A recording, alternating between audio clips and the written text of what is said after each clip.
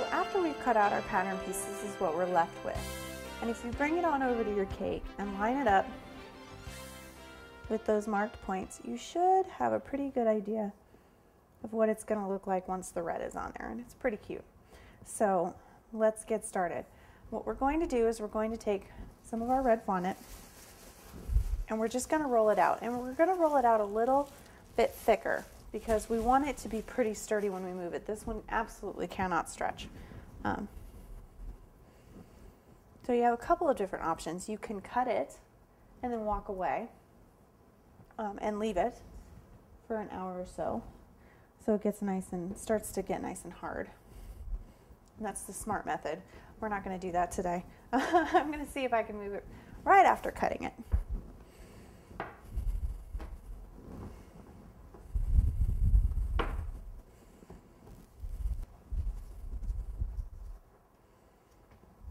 Okay. So once we have our fondant rolled out, what I'm going to do is I'm going to pretty liberally coat this piece with vegetable shortening. And the reason for that is when I go ahead and move this piece, I want my pattern to kind of work as a support. Now, if you have the time and you can just if you have the time and you can just let this stay kind of hang out on your counter for an hour or two before you move it and let it start to set up. Now then I would not recommend putting this much shortening on it. I would just put it in the corners and then peel it off so that it's completely open to the air while it dries. But if you have to move it immediately, this is really your best option. All right, here we go.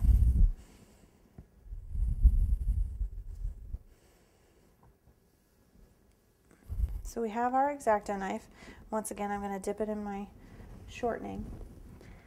And I'm only using it for the inside. I'm not going to use it on the outside.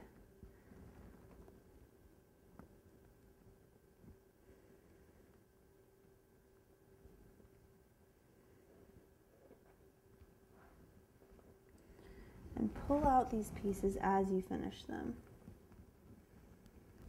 Now once you have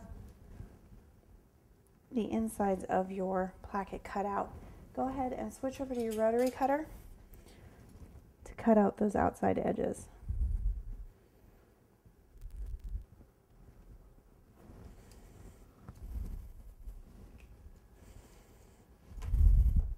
Now at this point, if you have a cake lifter, that can also be very helpful. Unfortunately, I did not bring mine today, so I'm going to have to just wing it. What I'm going to do for right now is I'm going to take my water and my brush, and I'm just going to put a small dab in each corner, exactly where I know it's going to hit, because I don't want to start putting a bunch of water on my yellow placket and have it end up showing. So here we go. I'm going to very, very carefully pick this up, and I'm going to support it with my hands the best I can. And we're going to do the same thing. Line up one corner and then the next, and just kind of roll it down until each corner has lined up. And once again, you can use your rotary cutter to make sure things are lined up. So now we have to try to very carefully peel this up without changing the shape. There we go. And now we're just going to take our brush and we're going to tack it down in a couple more places just by very carefully lifting and running underneath. All right, that's not going to go anywhere. So now we have the top of our cake all finished, and all we're going to do is put a nice simple border on it, and then we have our very simple but heroic Father's Day cake, and it'll be finished.